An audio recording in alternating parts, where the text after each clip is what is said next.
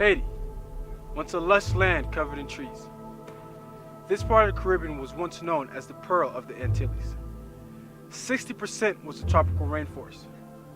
Deforestation has depleted this pearl, which has devastated the land, causing soil erosion, flash floods, and desertification. By 1988, only 2% of the land had tree cover, and nothing better symbolizes a cycle of poverty like the process of deforestation. But the trees are not cut down for mere sport, but they are used for life-sustaining purposes, like charcoal for heating and cooking, and wood for the building of homes for families. The Haiti Connection has joined efforts with our Haitian brothers and sisters to replenish the land with trees or cover the mountaintops with green hats. The reality is, Haiti will never be able to be reforested. Nevertheless, it is still possible to stop the erosion, to create many forests, and to empower young people to protect the land for their future, and to create a landscape that shows the depth and the beauty of its people.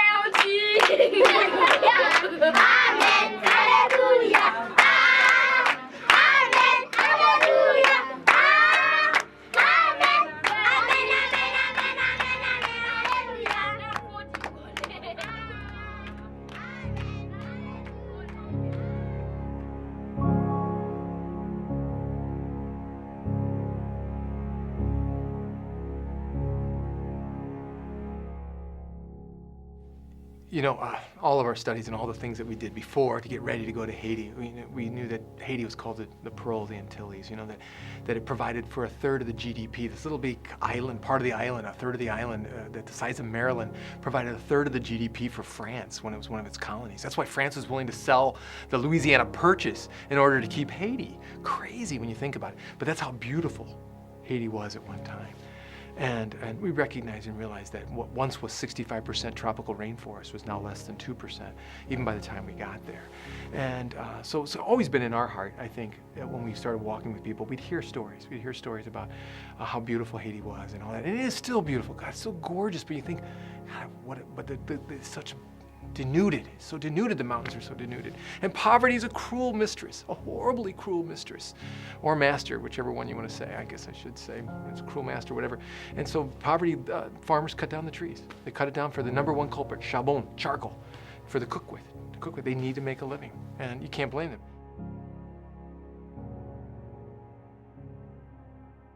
My definition of deforestation is actually twofold. Okay, one is sort of the functional sense, meaning when a forest loses its ability to work as an entity. What I mean by that is that a forest serves in many different capacities. One, it serves as a method for collecting rainwater in areas that get an awful lot of rain, particularly if that's coming at high velocity, you know, during a tropical storm or something of that nature. The forest serves to soak up the excess moisture, and it reduces flooding. Okay, so that's one problem. So deforestation occurs when enough of the forest is removed where that function is missing. Deforestation also occurs, though, when it leads to, from an economic standpoint, the lack of the ability of people to utilize that for basic needs. Okay. In other words, when they cut down too many trees, there are lack of trees for charcoal production, for example, for home heating, for building, and things of that nature. When you cut down all the trees, particularly in an area where you have some sort of slope, that's going to lead to erosion being advanced. It's also going to lead to flooding being a problem. So people who have built and who live in those areas, they're subject to flash floods on a greater basis. Their fields, if they begin to farm those fields, are not very stable. They will erode very, very quickly.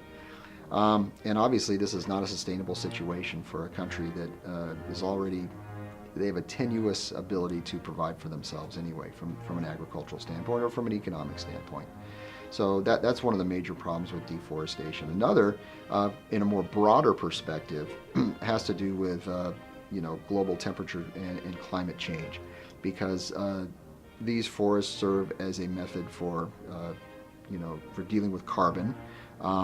They collect carbon rather than emit carbon into the atmosphere, and so these what we call carbon sinks are no longer available to do that job. So that's kind of the more broad perspective. The more localized perspective, increased flooding, increased erosion are big problems.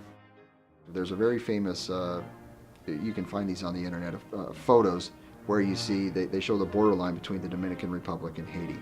The Dominican Republic, because that is a protected border, there are plenty of trees on that side. The other side is denuded of trees.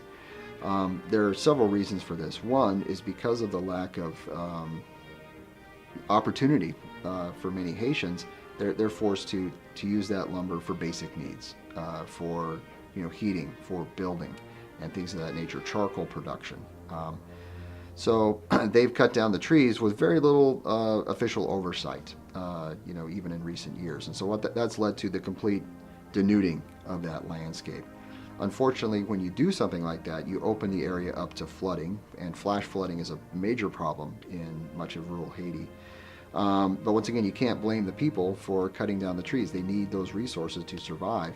And, until another method is for fuel and other types of building materials, until that happens, you will continue to see deforestation being a major problem in Haiti. So when you begin to look at this, you begin to say, what is possible? And as we began to work with our Haitian brothers and sisters, once again, walking with and not doing for, but walking with. How key is that? And we've learned over the years that we found a couple folks that kind of changed our lives and how we saw the issue of reforestation in Haiti. One was a woman named Sister Pat Dillon, an American, works up in Gros Morne, and we've met her 12 years ago now. She is the Lorax of Gros Morne. The woman loves trees beyond belief, and she just believed in beyond belief that what could be transformed, how Haiti could be transformed, and Haitians' lives could be transformed if they could just begin to reforest, if you will. Now, we all know that they can't. The farmers need the land. They can't totally reforest, but they can have T4A, small forest, quarter-acre forest. They could begin, and they could do fence rows and things like that. They would begin to save the land. And they began to work on this and educate and the whole bit. And what she was doing up there in Gros Morne has made such an impact. We started working with a group of individuals called AJGR. This is the kind of impact it had. A group of Haitians, young Haitians got together, and they wanted then to make their land more beautiful, to make Haiti more beautiful for future generations. We had the opportunity to begin to work with them. And began to work with them on a reforestation project, and it was just a little hillside that was become a learning center, so that they could teach future generations about the power of caring for the earth, caring for the land, being good stewards of what God has given us. It was amazing. It was really cool. It never really got off the ground as it should have, unfortunately. And this is one of these things that we've learned while we've been in Haiti, that not everything's always going to be successful. And that not everything's always going to be, come out the other end and say, wow, look at us, look at what we did. No, some things are going to fail. And maybe something's going to be learned, not just on our side, but also on the side in Haiti. AJGR and our relationship with them failed. We did some things, we tried. We built a system, we did all these things, we planted thousands of trees, but it just never clicked because it always came off as us doing for them. They kind of went their separate way, and guess what? AJGR is blooming and blossoming and growing in ways we could have never imagined had we stayed with them. They began to realize they've become so dependent on us doing for them, and we had realized that we were so frustrated that actually the parting of the ways allowed for some really cool things to happen with them. And that's been a cool thing. But it didn't take away our desire for reforestation and to do some real things with reforestation. And what happened was, it really kind of, once again, it had everything to do with our relationships first and foremost. Down there in Barassa, once again, in Fonforêt. We wrote for a grant, one of our alums wrote for a grant to see if we could, with the company she worked with, and to see if she could get some money for reforestation projects. It was called the T4A project. We termed it Projet Lorax. Lorax is this famous character in Dr. Seuss, it's going to speak for the trees. And we didn't get the grant. We didn't get it. But this is what's amazing. The students said this is too important because we had talked to the people in Haiti. They talked, especially after the floods that happened that destroyed Fonforêt in the area. It was because they didn't have trees. And they really longed for that. They longed for a partner with this. And so we decided we'll partner with you. But we said we needed to find a guy on the ground that could be our partner. And well, we found him. His name is Rodrigue Managant. He is the Lorax up in Fonforêt.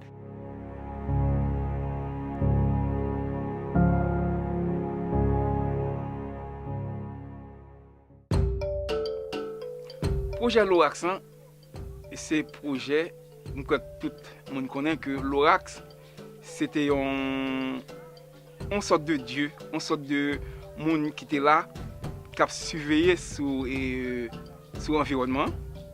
Lorax toujours surveillé sur tout ça en rapport à l'environnement. Par exemple, sur l'eau, il voit les yeux sur les oiseaux, il voit les yeux sur les pieds bois, en général, il voit les yeux sur tout et le monde entier.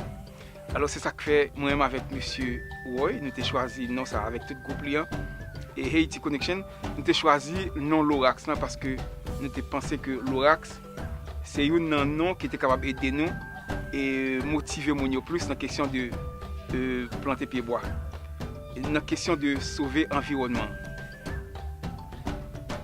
Avec Lorax, nous avons pensé que aux États-Unis plus précisément, les jeunes États-Unisiens ils plus connaissent et ils plus comprendre le Lorax.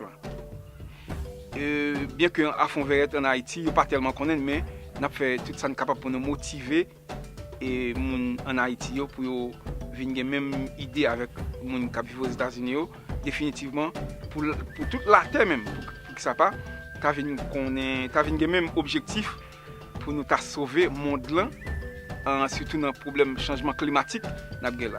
Nous jugeons bon c'est à cause de manque de pieds bois et qui fait climat changer. On a remarqué en Haïti que d'après ça, je regarde dans lac, je suspecte que lac a monté, tout l'eau a monté. Nous pensons qu'avec le projet Lorax, si nous plantons plus de pieds bois sur la terre, nous allons résoudre le problème et changement climatique. Mais le projet Lorax a une particularité à la donne. Nous ne pas faire le même genre à tout le monde qu'on a bas pieds bois. Nous avons planté pieds bois et puis il pas occupé. Et nous avons jugé bon depuis le monde des mondes, on a planté pieds bois, mais il n'y a pas de échappé. Quand là, Lorax même nous planter pieds bois et puis nous avons pieds bois, les planter, les prendre soin et puis nous bali un petit something, un petit corps ou bien un petit produit quelconque pour bali encouragement. Et le projet Lorax est important. Il est important pour tout le monde. Il est important pour le monde là. Je veux dire qu'il est important pour Haïti, il est important pour le monde là, parce qu'on est et tout le monde là est connecté. Haïti connecté à Miami, Miami connecté à Canada, Canada connecté à la France connecté avec le Brésil. Si Haïti lui-même est dégradé, les États-Unis ont dégradé tout. Parce que la chaleur Haïti a dégagé, il est capable de faire impact sur la France. La chaleur Haïti a dégagé, il est capable de faire impact sur les États-Unis, sur le Canada. Pour cela, nous, si nous couvrons Haïti avec pieds bois, il est réellement bénéfique pour le monde là. Pour tout le monde là. Mais c'est possible. Nous pensons que planter un pied bois, c'est reboisement. Mais fertiliser terre autour, faire terre venir fertile, c'est un type de reboisement. Nous pensons à partir de pieds bois nous planter et puis nous empêché yo laguer bête là dedans comme cabrit, bœuf, cochon, cheval, mulette, bourrique, bête ça yo toujours déboiser pays et que n'a tout profiter faire yo kembe yo et ça nous commencer faire. Nous faisons déjà nous plus que 10 ans depuis nous travaillons dans le domaine ça pour nous essayer de faire kembe toute bête yo pas marrer cabrit, pas brûler boucan tout dans mon yo et puis c'est ça avec ça. Mais comme nous avons l'autre encore nous fait qui est plus important. C'est autrefois, on te dit tout à l'heure, quand on a là, nous payons mon nom pour bailler mon petit cadeau pour peut-être les prendre sur un pied bois, ça capable aider nous pour brasser pays à plus bien. Bon, qu'est-ce qu'on attend? Et nous attend cob parce que nous pas qu'à faire sans cob. Nous pensons faut que le monde là t'a penché tout le monde dans le monde là, tout le monde qui vit aux États-Unis, tout le monde qui vit au Canada, tout le monde qui vit en France, au Brésil, partout ailleurs. Faut que tu mettes main ensemble définitivement pour nous suspendre et faire âme, suspendre faire une série d'appareils qui pas tellement utiles pour nous pencher sur affaire reboisement. Mais pour reboisement fait bien, faut que nous jeunes petits comme nous penser monde là pour mettre toutes mains coller mains ensemble pour nous pas seulement reboiser Haïti, mais pour nous reboiser tout côté qui dégradé dans le monde là.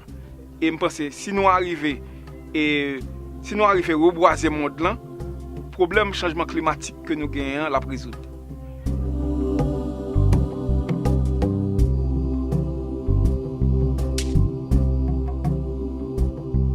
He believes in this, in reforesting Haiti. He knows it can't be all put back, but he knows there can be green hats. On every mountaintop in Haiti, there can be green hats that would help with the watershed. He knows on every mountain they can begin to look at how the water's flowing and build rock walls and put in trenches, channels so the water just doesn't rush down the hill. It can fill up first and then go down. He knows that they can plant native trees that can produce fruits. They won't cut them down for charcoal because there's another way. Avocados can give farmers a source of income.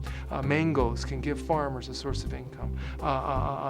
Sweet orange and sour orange can give farmers a source, so they won't cut those trees down. So we can look at that. And so we're looking at it, but also bringing back native hardwoods, because eventually they do need, if we're really going to listen to the Haitian people, and we have, they also realize, but we still need to cook with wood. And right now, this is what we've got. We need to explore some other possibilities. But how can we also be planting some trees that we know in 15 years we can cut down as a source of fuel, but using it as a crop, if you will. So we began to look at that, and we found a tree that they liked that can work with that. So why should we deny them that opportunity? So working together, walking together. Well, it's in its infancy, but it's working, and that is this Project Lorax. We've got 2 mini nurseries. And they do tree distributions during the rainy season. 5,000, these are 5,000 tree nurseries. It's not huge, they're mini nurseries. But then what happens in May is every May during the rainy season, they give away 20 trees per person. Anyone can come and get them, 20 trees per person. And they've got to care for these trees, plant them, care for them, keep the goats from eating them, and then they get visited. They actually get visited. Everybody takes 20 trees, gets visited, and they see how your trees are doing, and you're rated. They do it, I think 4 times in 6 months. They'll come by and visit you, and you don't know when they're coming, so you have to be ready. And so they'll come and see how your trees are doing. And this is to encourage them to keep doing it, because we recognized in walking with Rodriguez, he says, people will always take trees, but they won't care for them. Then the goats will eat them. We got to give them some incentive. The incentive is food. Twice a year we have a contest, and we're going to the top 20 folks get their names put in a hat, and the first the first 3 people who get their name pulled, they'll get a bag of rice and a bag of beans and oil for their family. They get to provide for their family. Food security is a huge issue, even with farmers. It's a huge issue in Haiti, and this gives them food security. Helps them with food security. They can provide for their family. And so if they win, they get this bag of rice, bag of beans, oil. And so we did this, and we just started the contest, and it worked. And he goes, and the idea, Roy, is this is what's so cool. He goes, in 6 months, different 20 people could be it. So it encourages them to keep doing this. And so it's really excellent program and what's even more important is education about reforestation. So we translated this book called The Lorax, and we took it down there, and it's in Creole, and now they're using it in the schools. Rodrigue got on the radio. Everybody in Pomfret, everybody knows about the Lorax. And he goes, what is so amazing is that on New Year's Eve, at a party on New Year's Eve, 2,000 people were gathered. Rodrigue read the story of the Lorax to them and how they need to protect the trees. Exciting beyond belief. We never would have thought that'd be possible. And so our Project Lorax now, reforestation, is in its infancy, but we see the possibilities of where it could go. We recognize maybe it's going to take us in a place with alternative fuel sources. Already one of them said, maybe we need to think about alternative fuel sources. See, they're beginning to think about it. And then we can begin to look at this. You know, Brian Flanagan, who's a Mennonite who works in Haiti with reforestation, he says, when you're doing this, what you can do is start small. And he goes, and what you're doing is by planting these mini nurseries, you get people talking about it, and you get them excited about it. And before you know it, it becomes theirs, it becomes their own, and they'll begin to find solutions. And they'll begin to see how it can work, and how it can work for them to make their country more beautiful.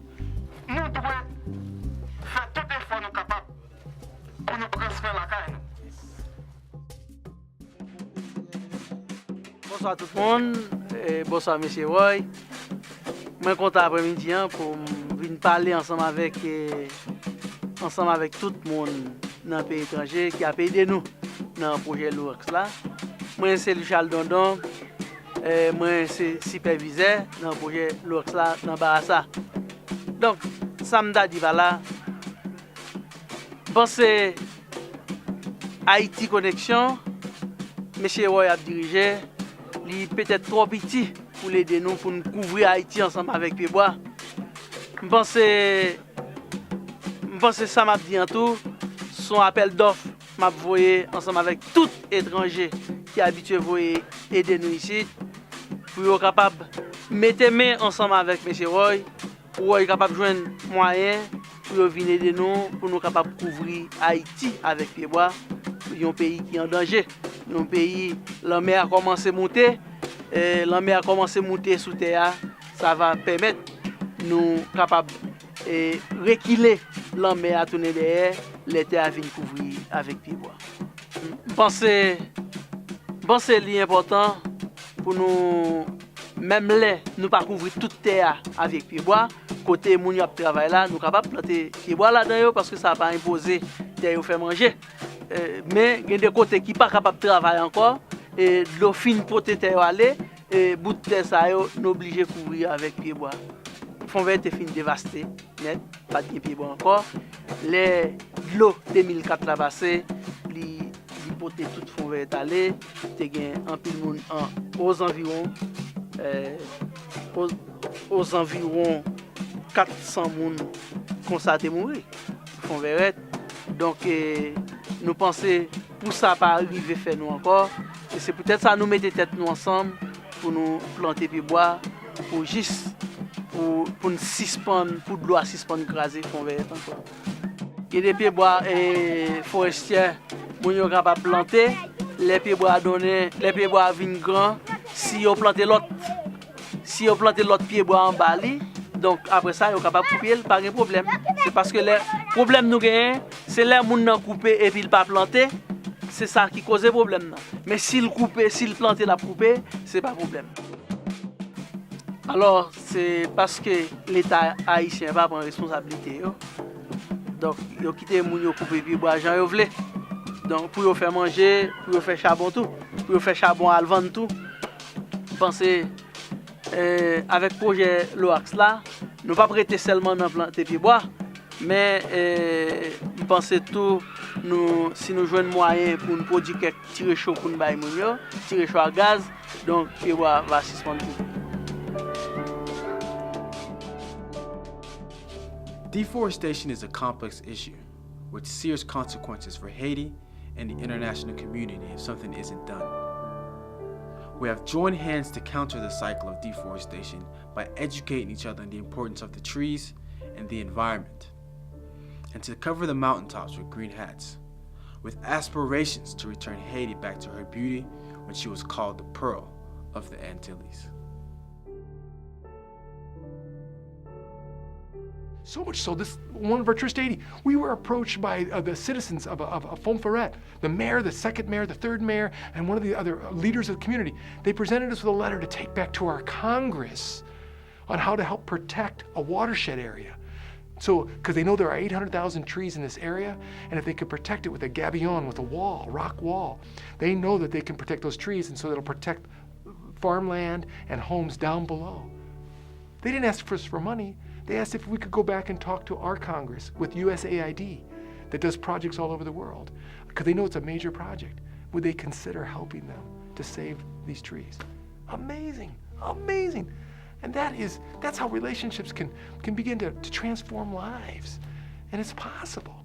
And so that's what we're doing now. We're talking to our Congress people about that's just an example of what can happen when we put our heads together. Tête ensemble, as they say in Creole. When we put our heads together, what is possible? Will Haiti ever be 62% rainforest? No, I'm not a dummy. And they know that too. But can it be more beautiful? Can it be sustainable? Can they begin to see the rains come back? Can they begin to realize that every time it rains, they don't have to live in fear that their house is going to wash away? Yes. Yes, and we can be part of that. And that's the gift we can bring as we walk with our brothers and sisters in Haiti regarding reforestation.